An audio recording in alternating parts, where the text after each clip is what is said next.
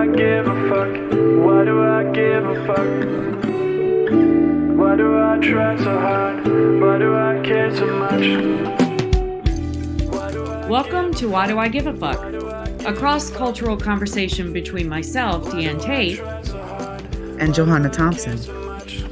In these times of great struggle and possible shift, we ask ourselves, why do we give a fuck about any of it? How does the lens we see the world through impact what we see? And what do we do about it? So let's talk some more about the surrounded and what does that look like as far as Amanda having these conversations, Amanda Seals having these conversations with folks that might have different perspectives and point of views on our political policies.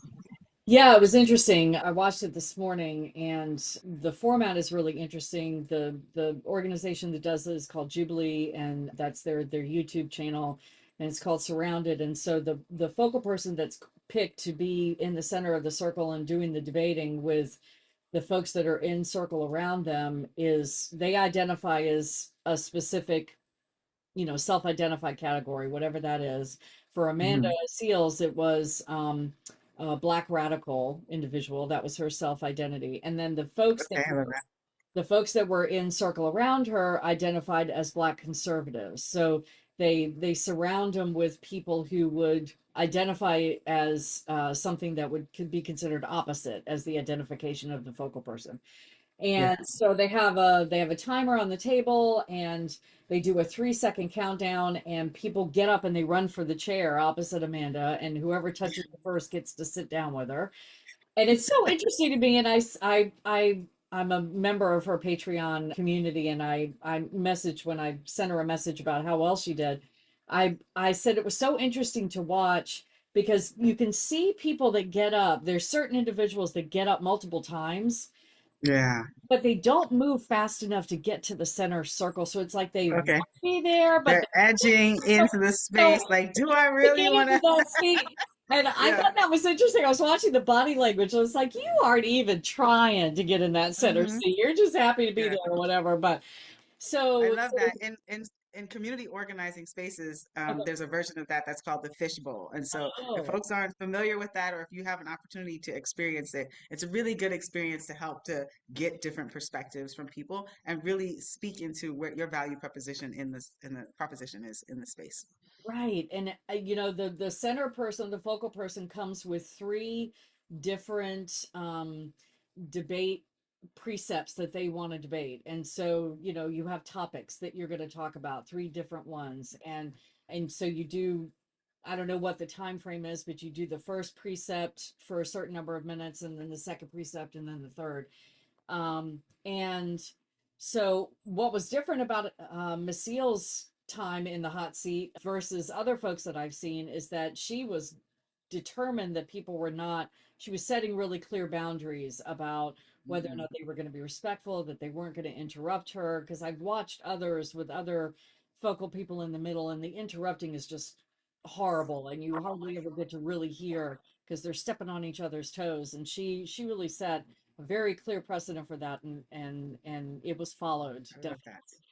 And then the other piece about it is you get each person that sits in the chair across from her, they get a certain amount of time, and I don't know exactly. I looked at the clock, but I'm not really remembering what the time was. Maybe 5 minutes to debate with her about whatever it is they want to counter on her precept.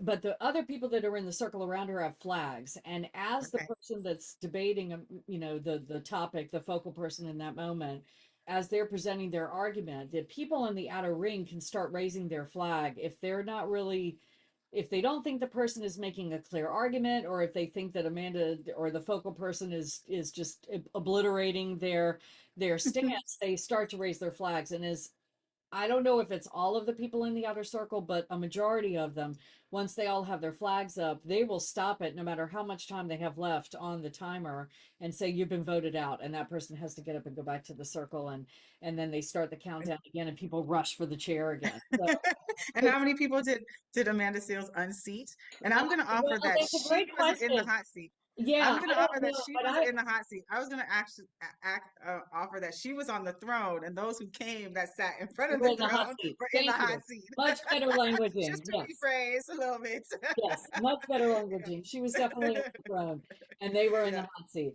I don't know exactly what the number is. I'd have to go back and watch, but what I do know is that I noticed how many of them got voted out before they even by the outer Finished circle, the before time. they even got done with their time. It seemed to happen more with her than with other surrounded episodes that I watched. So it was quite a few because she was just made for that format, Mhm. really. I mean, Yeah. I And wish she knows her I would be better. stuff. She knows her stuff, and she like sits in like That's the stuff. on. She stands on her square Yeah. about where she feels. And not a lot of people come into spaces of debate with such a really strong rooted understanding about what inequities look like and how to like shift them. And she Hmm. really understands, which I remember learning this myself, is that when you're debating, an actual debate is about Yeah. fact. It's not about Hmm. opinions. Hmm. And that's where I think our national discourse in the US has gotten so sloppy because it's all about opinions. A lot of people don't have facts, or they're countering facts with opinions, which is not that's not the way a debate works. Hmm. That's just an argument. So when people would come to her and she was spitting facts and they were spitting, she was like, no, no, no, I'm sorry, but that's just not true. And she would counter. Hmm. And there were some young folks there that really just, she was like, wow. At one point, she asked me, she said, "Are you acting?" She's like, "It Hmm. feels like you're acting," This because real? Yeah. he's coming at her with such bogus conservative talking points. It was horrible, and it was really interesting to watch. So I encourage folks to go and watch that episode, not only because I thought the premise itself was really interesting, not just the format, but she considers herself a black radical. There were several folks that wanted to call her a liberal, and she stopped them. She's like, no, no, no, I'm not a liberal. I'm a radical. And so Mm-hmm. a couple of them asked her, like, well, what is that? What is your definition of radical? Because they Yes. understand better. And it's a fabulous episode. Do So you remember, do you recall what the definition of radical versus somebody who is liberal in their understanding of policy? Or we could even talk about that.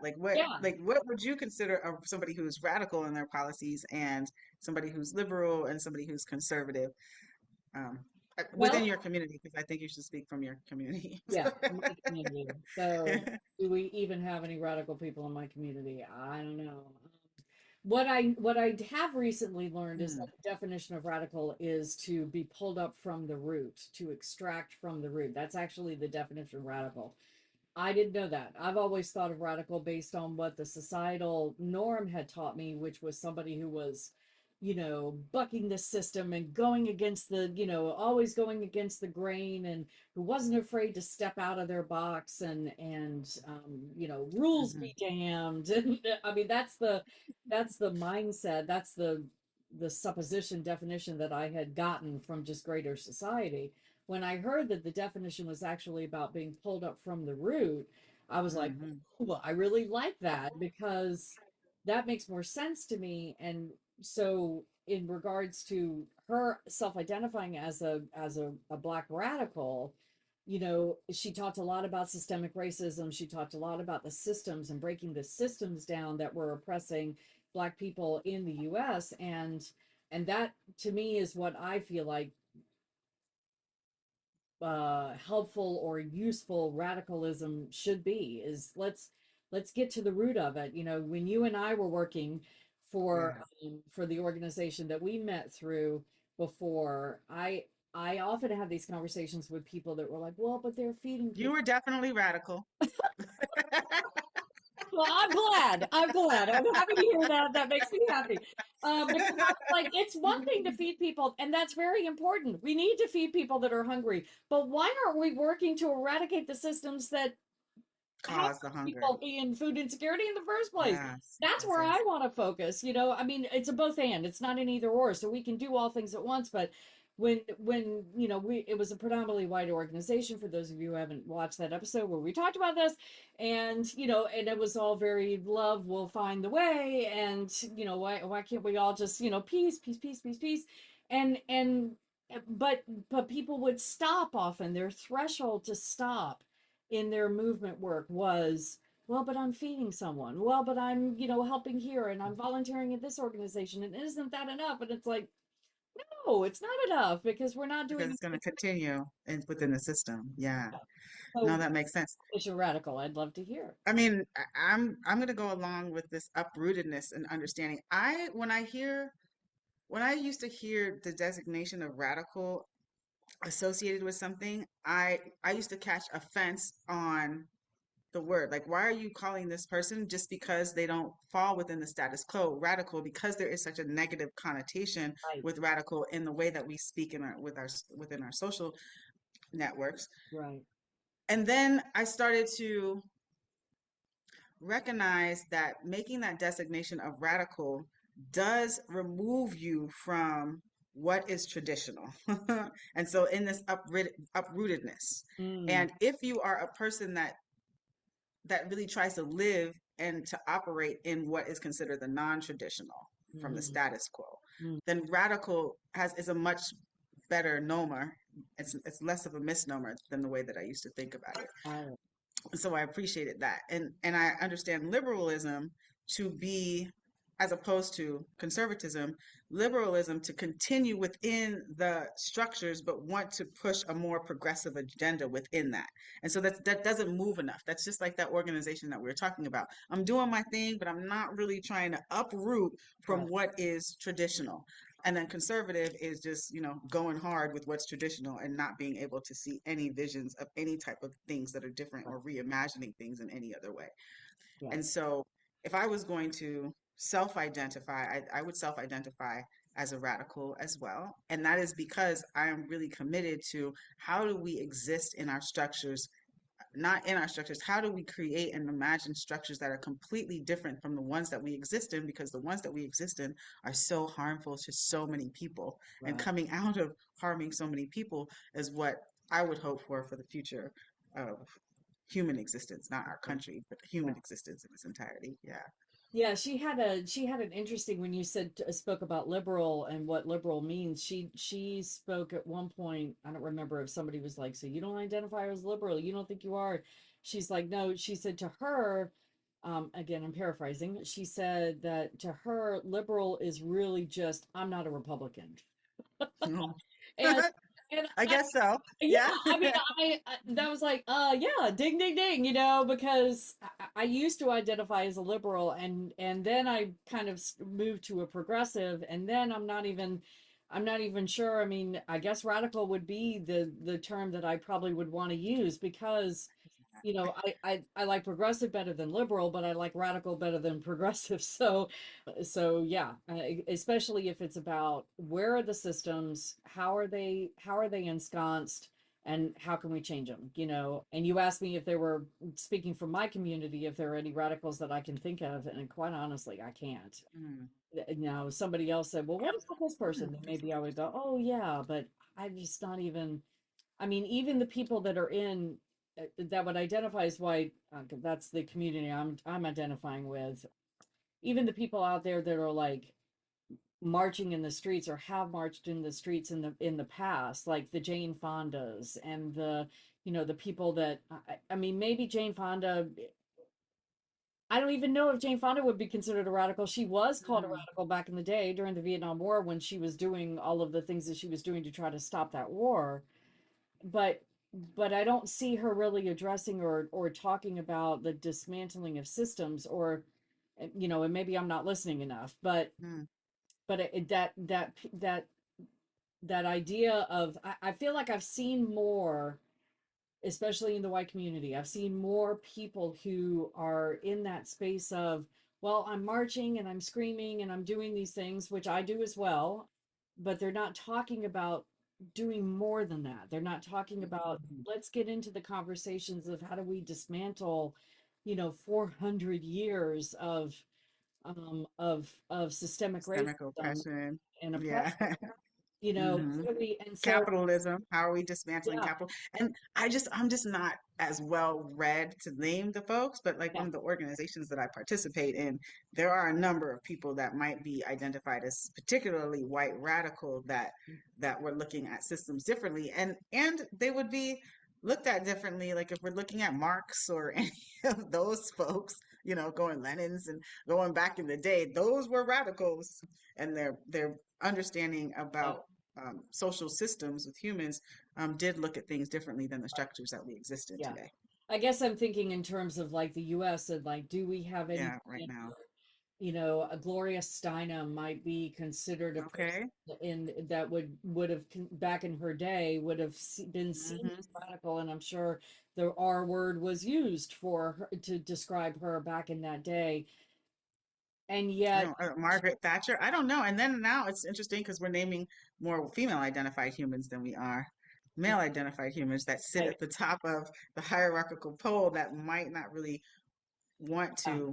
Oh, okay. Well, hold But on. even Bernie Gloria Sanders Steinem, might be. but even Gloria Bernie Steinem, Sanders might be a little radical. she was standing in the space for women's equality, but was she standing in the space? There's a lot of criticism Hmm. about the fact that Black women were not allowed in that club. Yeah. Black women were not the ones advocated for. And so, you know, to me, that's not a radical. If you're gonna, you're asking for change, Hmm. but you're asking for just enough change. You're not for you, Hmm. not Yeah. you're not thinking about who's not at the table, who's not in the conversation. And I know that Well, my because then you're not meeting the definition according to the one that you shared earlier. You're not not picking up on really the roots. Right, uprooting like yourself right, from the right, space and from the what you exist under. right. Yeah. Yeah, I can't think of any white man that would that would That would qualify for radical. I'm curious if there's any white man who would want to qualify. now one just came to mind. One just came to mind. Harvey Milk. San Francisco, Mayor, 60s. white man, identified Yeah. as openly Was gay. it 60s? Was Harvey Milk during the 60s or was that more 70, early 80?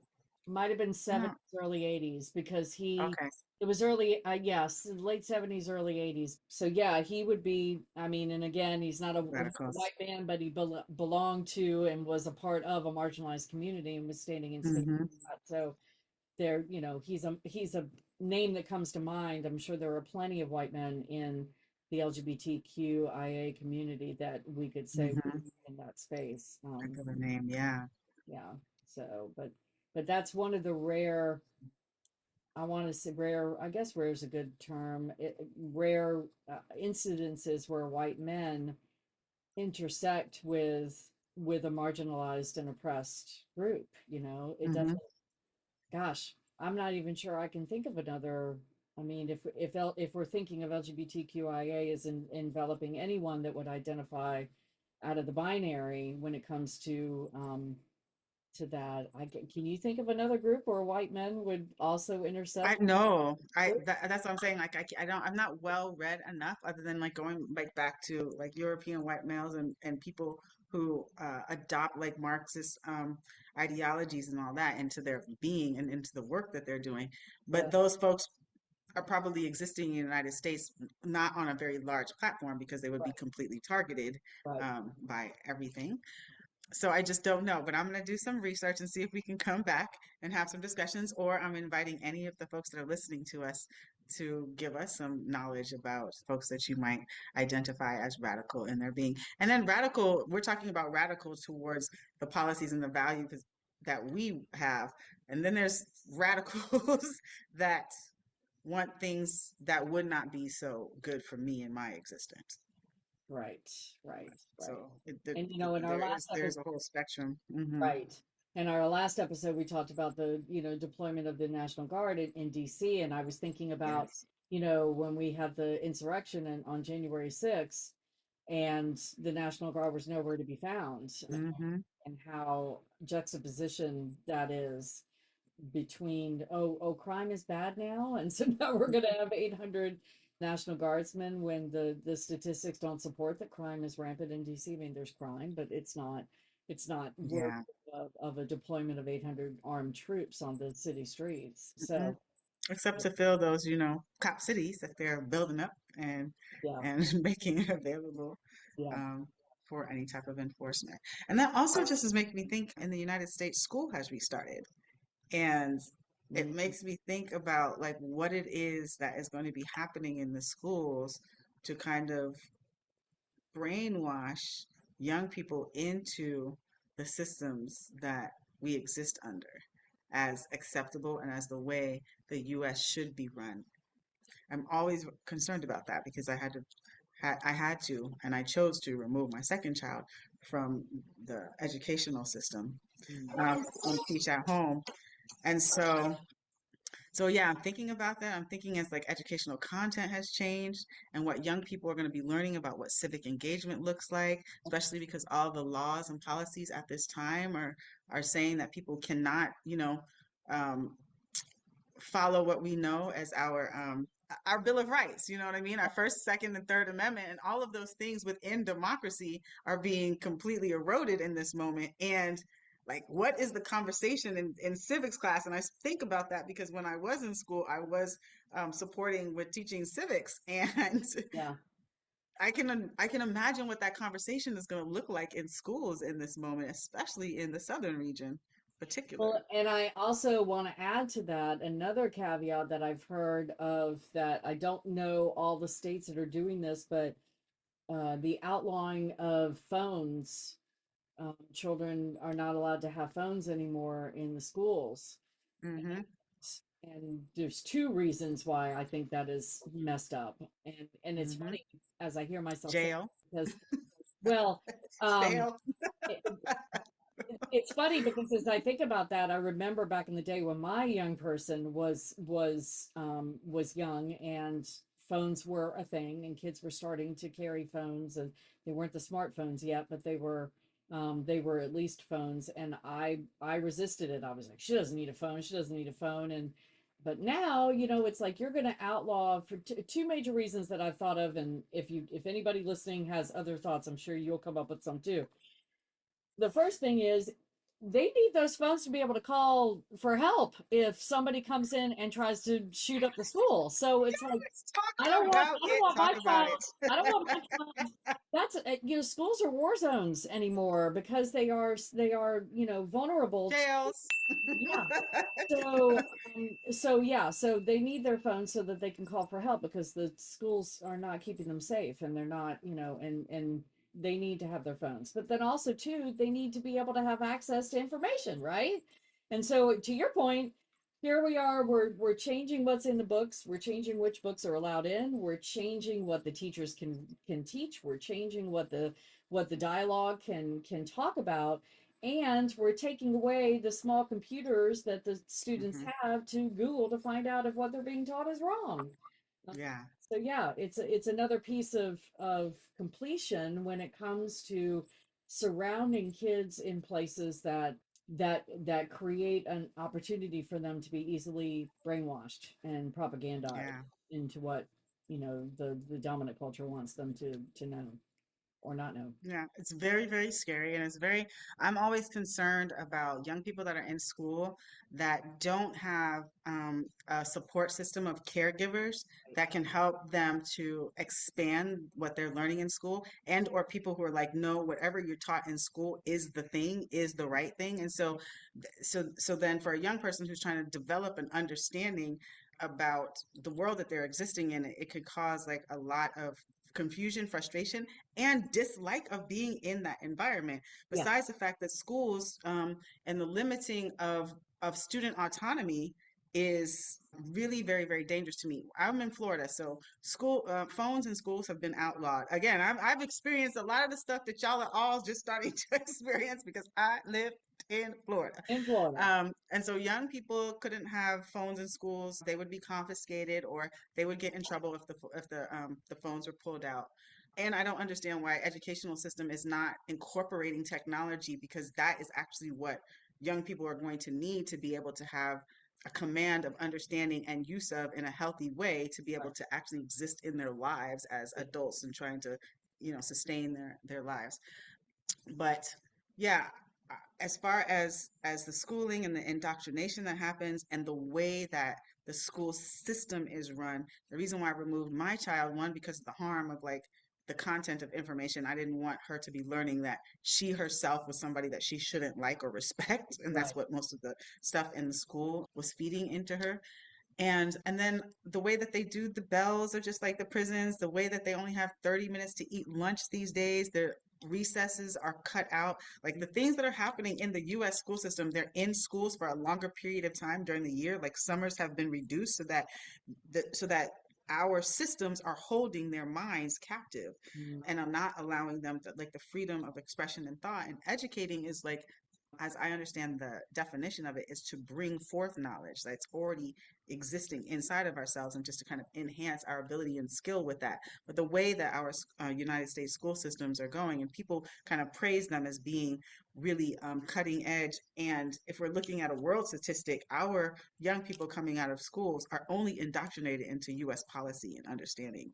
And that's just a really scary thing to be thinking about. I'm not anti-education, but I'm like pro education that is actually going to allow people to explore yeah. and expand their knowledge and not that limits and restricts their knowledge in the way that the US educational system is doing now. Yeah. So it's something for all of our listeners to be thinking about, especially if you have your young people. And US education is a real opportunity for caregivers at home to ask their young people what it is that they learned in school today, and then pull out those phones or those computers and check in what the other understanding and perspectives of that knowledge are, so that young people really can have the tools that they need to be thinking people. Yeah. And teach them to question. You know, Mhm. I remember very clearly when you said that the education systems were that schools were that everything you learned in school it must be true, right? And Mhm. I remember believing that, you know, that well they taught us in school, so it must be true.